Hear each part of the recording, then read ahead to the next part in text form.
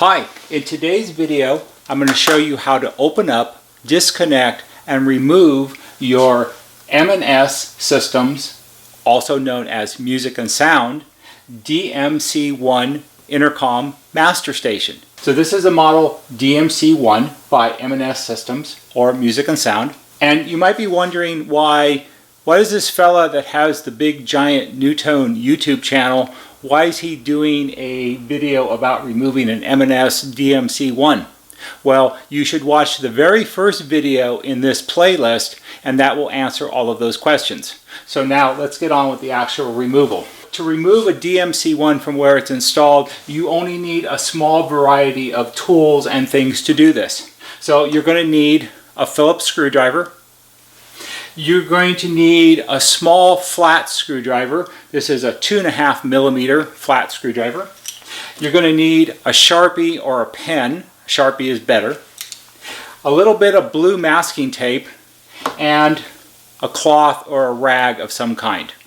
Also a really good idea to utilize technology that you already have, that everyone has nowadays, and that's your smartphone.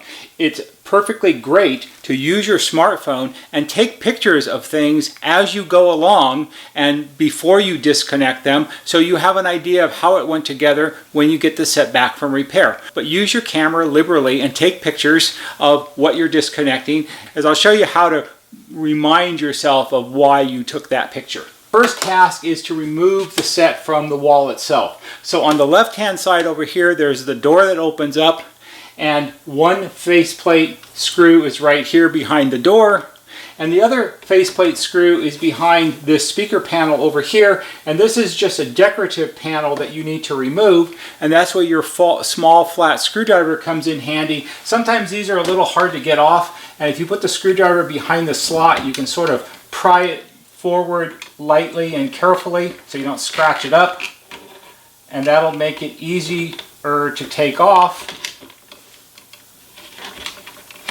like that. And we'll just put this aside because we don't need it. Now you can see here's the other faceplate screw right here. Here's the master station speaker. This is the microphone that's built into the master station. And the next thing we have to do is we have to remove the faceplate screws. This is where your Phillips screwdriver comes into play. These screws tend to be rather long, so you have to turn them a lot.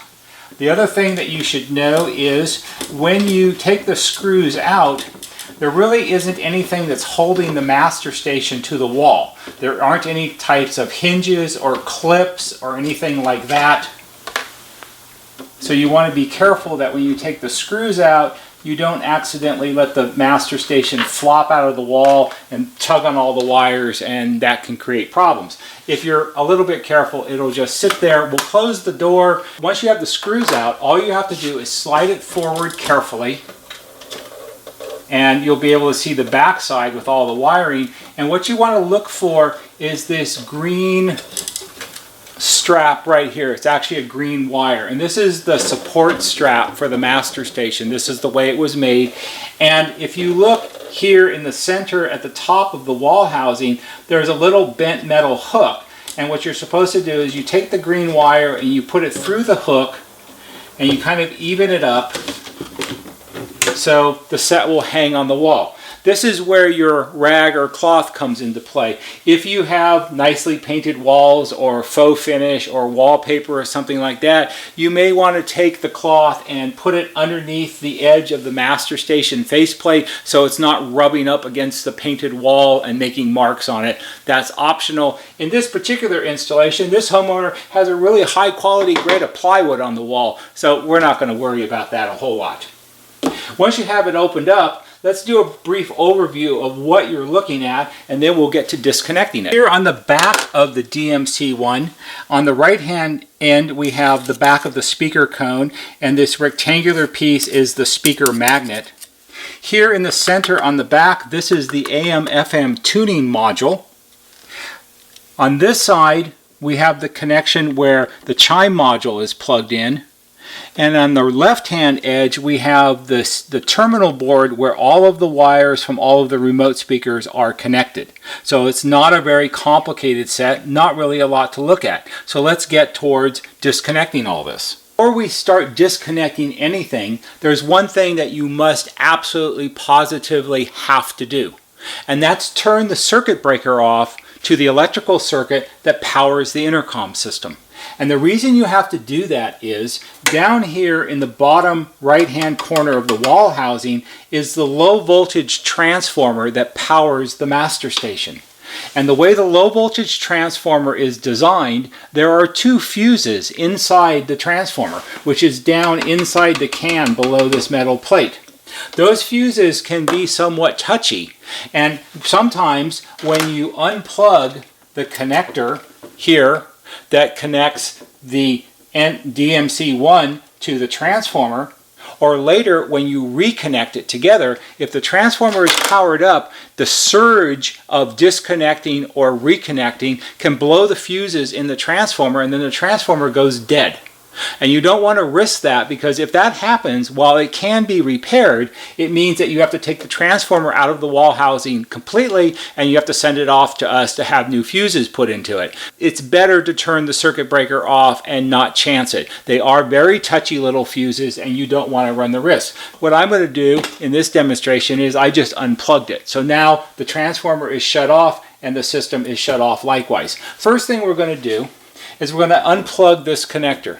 So at this end, this cable, which has the red, black, and green wires, comes from the master station itself.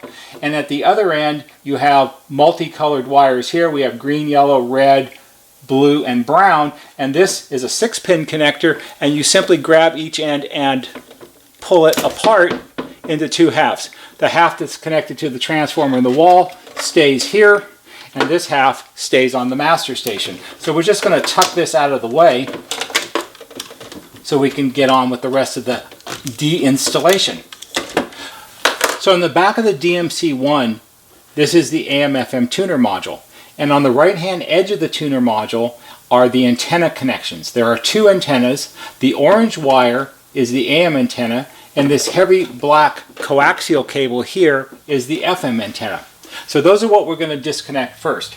So this is a good opportunity to take a picture, because you might not remember where the orange wire goes, because there actually are two connections, and even though they are labeled, by the time you get the set back and a couple weeks have gone by, you may not actually remember. So I'm going to take my camera on my phone and I'm going to zoom in a little bit and take a picture of it. Now I know what it looks like. So here's a tip that makes it a little easier, because 2 weeks from now you'll remember, well, I took a picture of that, and you might scroll to that picture and you look at it, you're looking through your pictures on your phone and you're thinking, what did I really take a picture of? I really don't remember. Why did I take that picture? So here's a good way to do it. You can have someone help you with this if you need to. Take your finger or take your little screwdriver, or alternately, sometimes what's really good because it shows up really well, is take a pencil. I like the pencil. And you can take the pencil and point it at what it is you're taking the picture of, and then take the picture. And that way, when you go back and look at the picture again, you'll remember, oh yeah, I was looking at the AM antenna connection because that's what the yellow pencil is pointed to. So that's a really good way to do it. Another thing that you can do is, this is where your blue tape comes in handy. You may not remember what the orange wire is for, and you may not remember that you can go back and watch this video again. In case both of those things happen, what you can do is you take your blue tape, get a little piece ready to go here, and to disconnect the orange antenna AM antenna wire, all you have to do is push the little tab on the connector with your finger, and the wire comes right out. Now, if you aren't going to remember what this is for, take your little piece of blue tape, wrap it around the orange wire and fold it back on itself, and take your Sharpie and write on it AM antenna, like that. Now you know what it's for. This stays in the wall housing.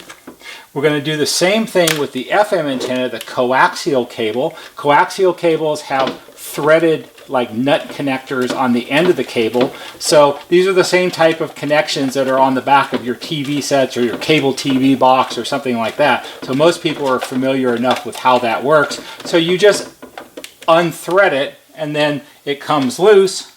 You can do the same thing as you did with the AM antenna.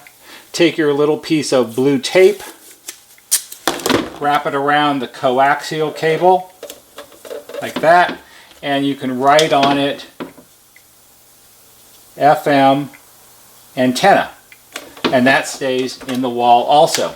Back here in the back right hand corner of the wall housing is the chime module. The chime module is the part of the system that makes the doorbell sounds when somebody pushes the button on your front porch. If you need to find this 4-wire cable that comes off the chime module. The wire colors in the cable are orange, black, red, and white, and they travel down here to this connection right here, and on the board it says chime, and it's plugged in. Now, it seems pretty obvious to me that that's the chime module, but I've been doing this for a really long time. So what we're going to do is we're going to take that off, and we're going to put tape on that. And I'm going to write on it chime, like that, and this stays in the wall. But you might not remember that this connection is down here. Now, since you just disconnected it, it's another really good chance to take a picture. So we'll get our little yellow pencil, and we're going to point at the connection here that says chime, and we're going to get it in focus so we can actually see what we're pointing at, and we're going to take a picture. Like that. Now we have a picture of where the chime hooks up, and that makes it oh so easy.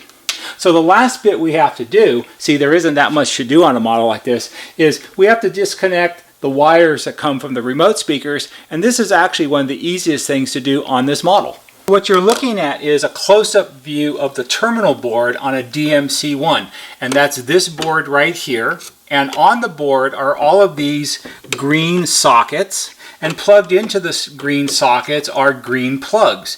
And connected to each green plug are 8 individual wires, and these are the wires that come from the cables that run to each of your remote stations. So in this particular installation, this person has 4 remote stations on their system, so there are 4 connections.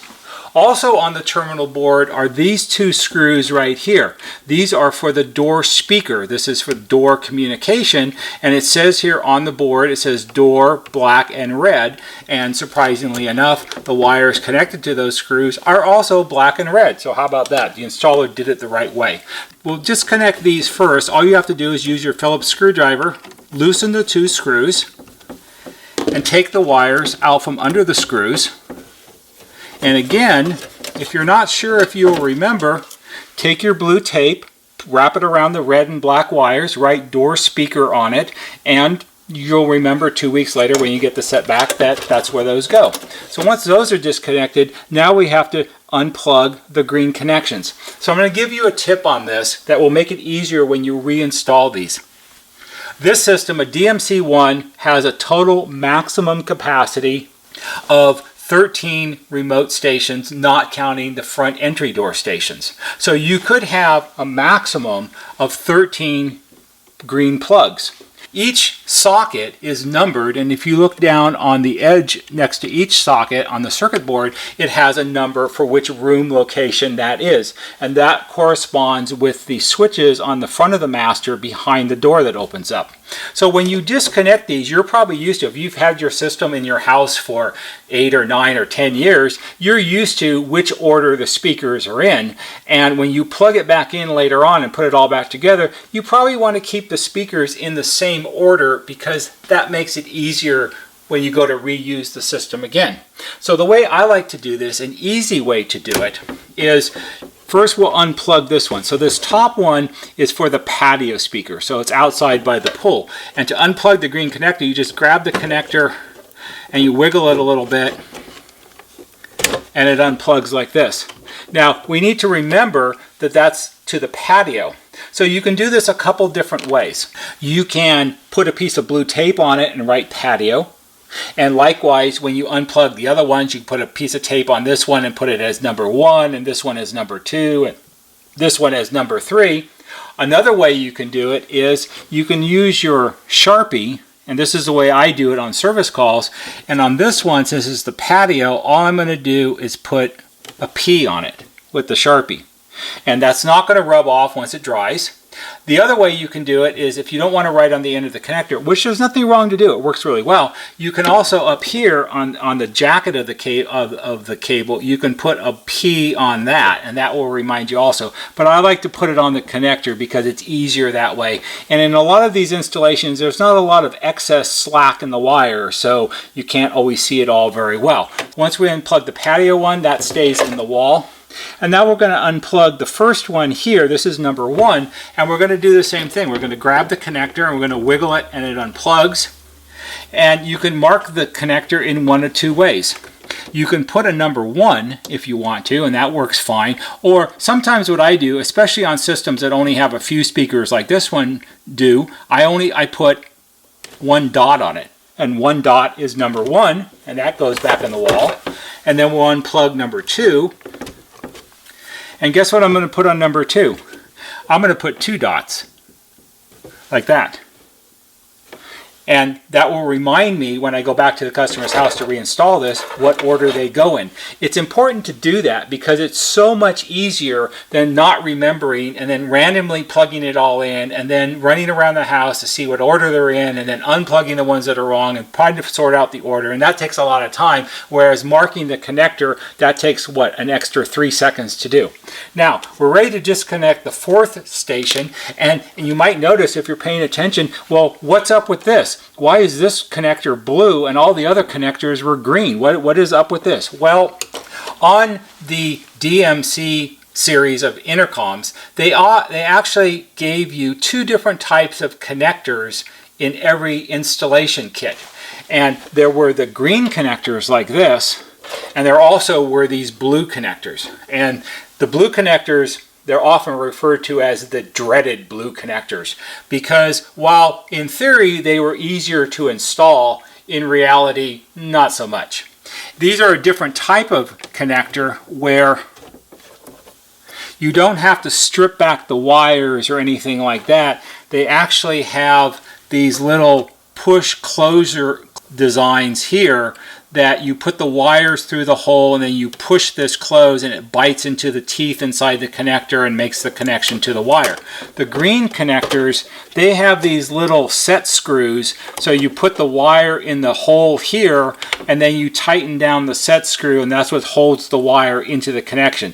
These are good, these not so much. The problem if you have a lot of these is if you're tugging and pulling on the wire and on the connector, sometimes the closure part will accidentally pop open and then the wires come loose. Now these are all color coded. So you have 8 wires, you have orange, orange, white, blue, blue, white, brown, brown, white, and green, green, white, and they correspond with the colors that are inside the Cat5 cable. But if you have these, just be a little careful with it. There isn't anything inherently wrong with them other than they're a little bit fussy sometimes, and if they pop open, then you have to deal with that. So just be aware of that. If you have a lot of blue connectors, it's not wrong, it just can be somewhat more difficult. Now, as I was talking, we could have easily forgotten that this one was plugged into number 3, but I didn't. So we're going to put, surprisingly enough, 3 dots on it so we know that's number 3. Once you have all of that disconnected, the last thing you have to do is just lift the master station out of the wall. So what you do is you lift up the master station to take the weight off of it, unhook the green support strap from the hook in the wall housing, and move it aside, and the master station is free.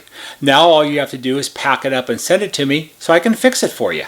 When a couple weeks have gone by and you've gotten your DMC1 back and it's in good working order again and you have to reinstall it, everything should be marked, and hopefully you took some pictures so it'll be easy for you to remember. The other thing that you can do is you can watch this video again, and even though it's not technically a reinstallation video, all you have to do is reconnect every time I tell you to disconnect something. So when we were talking about disconnecting the AM antenna, the orange wire, instead of disconnecting disconnecting it from the connector, all you have to do is reconnect it to the connector, and so on and so on.